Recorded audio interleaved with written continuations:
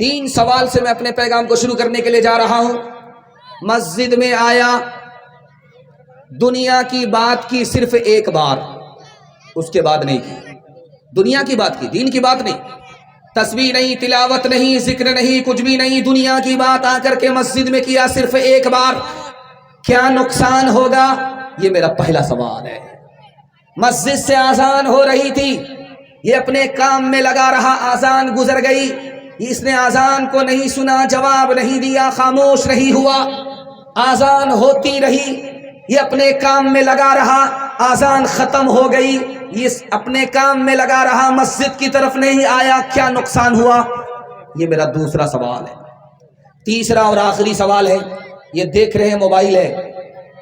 اور یہ مسجد کا جلسہ۔ موبائل جب آدمی دیکھتا ہے تو آنکھ سے نیند اڑ جاتی ہے، اور مسجد میں جب آدمی آتا ہے تو جھٹکے پہ جھٹکا آتا ہے۔ اس کا راز کیا ہے؟ یہ آخری سوال ہے، سو کر کے سنیں گے، ہاتھ اٹھا دیجئے انشاءاللہ۔ دو امتحان ہو چکا ہے، میں دیکھ رہا ہوں کہ آپ لوگ کہاں ہیں۔ آواز تھوڑا اور بڑھائیے، ان دونوں میں گونج پیدا کیجیے۔ بہت اچھا، باہر کے مائک کو مت چھوڑیے، آپ باہر کوئی سننے والا نہیں ہے، سب یہی سننے والا ہے۔ باہر جتنے بھی تھے وہ سب باہر ہو گئے، پویلین سے باہر ہو گئے، چوکا چھکا لگ گیا۔ یہ دونوں مائک جو ہے آپ کا، یہ ہاں ماشاءاللہ، ان دونوں کو کھولیے جہاں تک کھول سکتے ہیں ماشاءاللہ۔ بہت سناٹا آیا ہے، ہاں بڑا سکون آیا ہے، یہ کھولیے، یہ کھولیے، یہ دیکھیے کہاں چھپا کر کے رکھے تھے آپ، ہاں کھول دیجئے ورنہ ہم آپ کو رانچی لے کر کے جائیں گے۔ خیر دھیان سے سنیے گا، تیزی کے ساتھ نکل جائے گا۔ 3 سوال سے میرا پیغام شروع ہو رہا ہے۔ میرا پہلا سوال تھا، مسجد میں آدمی آیا اور دنیا کی ایک مرتبہ بات کی، ایک بات، اس سے زیادہ نہیں، تو خزانۃ الفقہ کتاب ہے، اس کتاب میں لکھا ہے کہ 40 دنوں کی نیکی برباد ہوئی۔ اللہ کے گھر میں ایک مرتبہ دنیا کی بات کی، 40 دنوں کی نیکی برباد۔ اگر مسجد میں بات کرتے رہے تو کیا حشر ہوگا؟ اس لیے میں ہاتھ جوڑ کر کے آپ سے کہتا ہوں، جب بھی مسجد میں آئیے منہ پر تالا لگا لیجیے، بات کرنی ہے مسجد سے باہر ہو جائیے، آپ کی 40 دن کی نیکی، زندگی بھر کی نیکی برباد نہیں ہو۔ آذان ہو رہی تھی، مسلمان اپنے کام میں لگا رہا، آذان کو سن نہیں رہا ہے، آذان ہوتی رہی، اللہ کا نام بھی گزر گیا، رسول اللہ کا نام بھی گزر گیا، کامیابی بھی گزر گئی، نماز کا ذکر بھی گزر گیا، بار بار اللہ کا نام آیا، اس نے دھیان نہیں دیا، آذان ختم ہو گئی، اس نے خاموشی نہیں اختیار کی، آذان کو نہیں سنا، آذان گزر گئی۔ حدیث میں آتا ہے کہ آذان کی بے ادبی کے نتیجے میں ہو سکتا ہے کہ ادھر آذان ختم ہو، ادھر سینے سے ایمان ختم ہو جائے۔ میں ہاتھ جوڑ کر کے آپ سے کہتا ہوں، آذان کی جب صدا لگے آپ خاموش ہو جائیے، کام دھندا چھوڑ دیجیے، آپ کو جواب دینا ہے تو ٹھیک، نہیں دینا تو ٹھیک، کم از کم آذان ختم ہونے تک اپنے کام کو روک لیجیے، بات چیت بند کر دیجیے، خاموش ہو جائیے۔ اس احترام کے صدقے میں اللہ مرتے وقت میں ایمان کی دولت عطا فرمائے گا۔ آخری نمونہ آپ کی خدمت پر رکھتا ہوں، دھیان سے سنیے گا، موبائل آپ دیکھیے 5 منٹ کے لیے،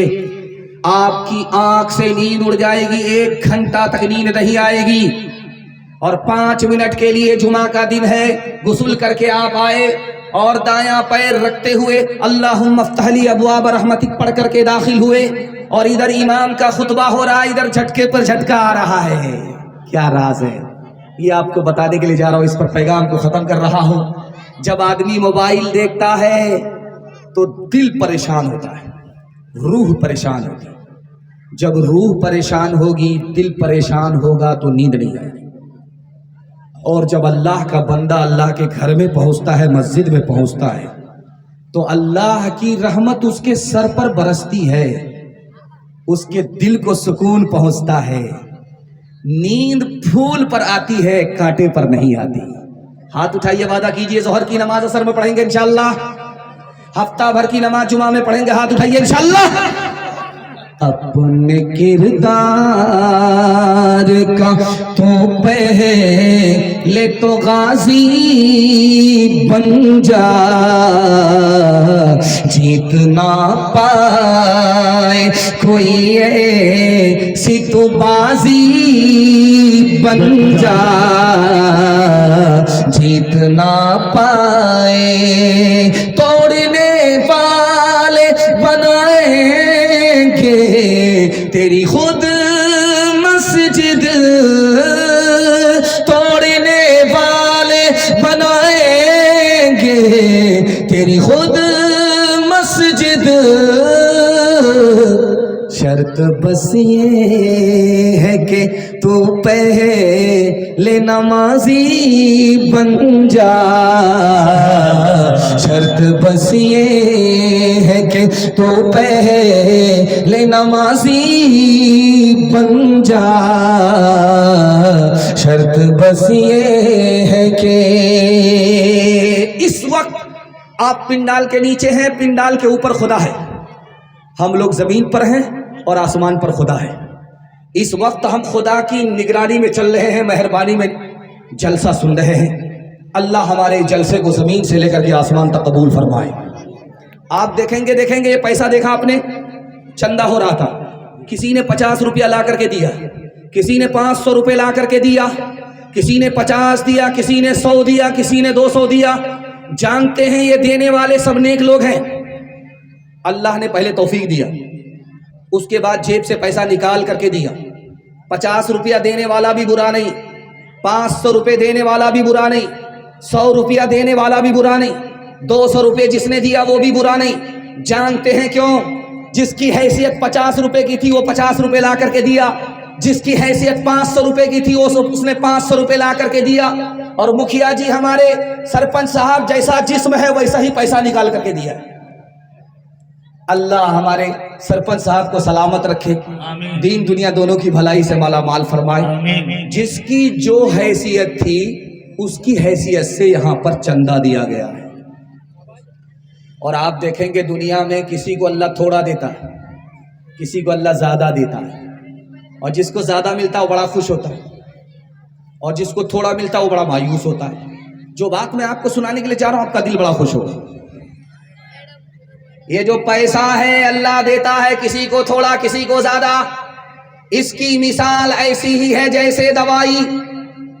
ڈاکٹر کسی کو تھوڑی دوائی دیتا ہے ڈاکٹر کسی کو زیادہ دوائی دیتا ہے جس کو زیادہ دوائی مل گئی وہ بہت زیادہ خوش نہیں ہوتا جس کو تھوڑی دوائی ملتی وہ بہت زیادہ مایوس نہیں ہوتا اللہ حکیم تھا اس کو پتا تھا کہ اس کو تھوڑا دیں گے کام چل جائے گا اس کو تھوڑا دیں گے کام نہیں چلے گا کسی کو بڑھا دیا کسی کو گھٹا دیا وہ اس پر بھی ستم نہیں کیا اس پر بھی ستم نہیں کیا یہاں پر دو طرح کے لوگ بیٹھے ہوئے ایک اس میں مالدار لوگ ہیں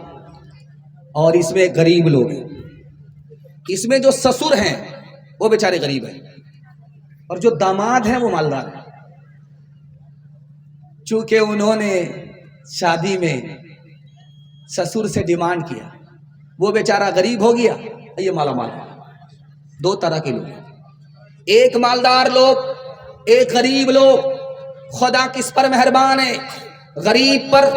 یا مالدار پر کس پر غریب کس پر مہربان زیادہ ہے تو آپ کو سنا رہا ہوں آپ کا دل بڑا خوش ہوگا جب خدا کے پاس غریب پہنچے گا تو خدا حال کے بارے میں پوچھے گا کیا حال ہے خیریت تو ہے اور جب مالدار پہنچے گا خدا کے یہاں تو مال کے بارے میں پوچھے گا کہاں سے کمایا کہاں خرچ کیا جب تک حساب نہیں دو گے جنت اور جہنم کا فیصلہ نہیں ہو سکتا اللہ مالدار سے زیادہ غریب پر مہربان ہے جب غریب آئے گا خدا کے پاس تو وہ اس سے پوچھے گا کہ تمہارے پاس پیسہ نہیں تھا دنیا میں کہاں سے کھاتے تھے تمہارے پاس پیسہ نہیں تھا کپڑا کہاں سے پہنتے تھے تمہارے پاس پیسہ نہیں تھا گھر کہاں سے بنایا تو اس غریب کا جواب ہوگا کہ مالک میرا پڑوسی تھا مالدار تھا اس کو ترس آتا تھا وہ کھلا دیتا تھا اس کو ترس آتا تھا وہ مالدار تھا مجھے کپڑا خرید کر کے دے دیتا تھا اس کو ترس آیا اس نے جاگیر میں زمین دے دی گھر مکان بنا دیا یہ اسی کا کرم ہے تو اللہ فرمائے گا کہ تم اکیلے جنت میں مت جاؤ اس مالدار کو ساتھ لے کر کے جاؤ جو دولت اللہ نے غریب کو دی ہے اللہ نے وہ دولت امیر تک کو نہیں دیا. رات میں جو بھات بچ جاتا ہے صبح کو اس میں پانی ملا کر کے اس کو کھاتے، اس کو پنتا بھات کہتے ہیں. رات کا بھات بچ گیا، صبح کو مرچ کو بھون کر کے بھات میں پانی ڈال کر کے پنتا بھات کھا رہا تھا، کہتا تھا سبحان اللہ. دوسرا لقمہ اٹھاتا تھا کہتا تھا الحمدللہ. تیسرا لقمہ اٹھاتا تھا کہتا تھا ماشاء اللہ. بغل کا ایک آدمی بولا کہ پنتا بھات کھانے میں بڑا مزہ آ رہا تم کو، ہر لقمہ پر تم سبحان اللہ بول رہے ہو، ماشاء اللہ بول رہے ہو. ہم تو جب تک بریانی نہیں ملتی تب تک ہم ماشاء اللہ نہیں بولتے. اگر تم اتنا سبحان اللہ بولو گے، الحمدللہ بولو گے، ماشاء اللہ بولو گے تو نعوذ باللہ خدا کی عادت خراب ہو جائے گی، وہ روز تم کو پنتا بھات ہی کھلائے گا. ہاتھ اٹھائیے، وعدہ کیجئے جو خدا سے نہیں ملا سسر سے لیں گے انشاءاللہ. ہاتھ اٹھا دیجئے دو چار آدمی. اچھا دیکھیے وہ لوگ بھی ہاتھ اٹھائیں جن کا سسر مر گیا. اندھیری رات کا منظر بدل سکو تو چلو، چراغ بن کے جو محفل میں جل سکو تو چلو. لباس جسم بدلنے سے کچھ نہیں ہوگا، لباس جسم بدلنے سے کچھ نہیں ہوگا. کسی غریب کی قسمت بدل سکو تو چلو، کسی غریب کی قسمت بدل سکو تو چلو. سیرت نبی کے حوالے سے پیغام مسجد کو سامنے رکھیے، آپ کی خدمت میں آ رہا ہے اور بڑی تیزی کے ساتھ آپ کا جلسہ نکل رہا ہے. میں تو جب آیا تو دیکھا کہ آپ لوگ تھکے ہوئے ہیں، مقدمہ ہار کر کے بیٹھے ہوئے ہیں، تو مجھے محسوس ہو گیا کہ یہ جلسہ نہیں ہے، میلاد ہے. اگر بتی جلاتا ہوں، موم بتی جلاتا ہوں، سب کا فاتحہ کر کے یہاں سے چلا جاتا ہوں. لیکن اللہ کا شکر ہے آپ کی چمکتی ہوئی پیشانی میں حوصلہ زندہ ہوا. میں دعا کرتا ہوں اللہ آپ کے ضمیر کو زندہ فرمائے.